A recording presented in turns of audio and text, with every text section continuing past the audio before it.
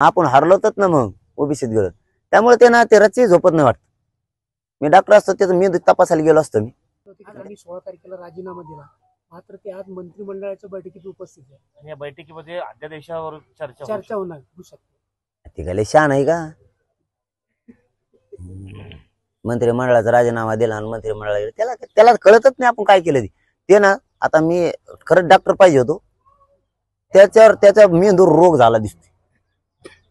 त्याला काय बोलत त्या ध्यानातच राह ना. आता लय कुंकडे बोलायला लागले. त्याचा सगळ्यात मोठा प्रॉब्लेम काय आहे, गोर गरीब मराठे हे ओबीसीत जात नव्हते, हे गेले. तर 57 लाख गेलेत. आता याचा आकडा लाखात गेलाय परिवाराचा. त्याच्यामुळे हे करोडच्या पुढे चालला.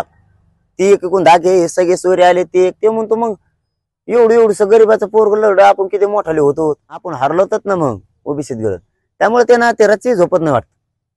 मी डॉक्टर असतो त्याचं मी तपासायला गेलो असतो मी. हो ना.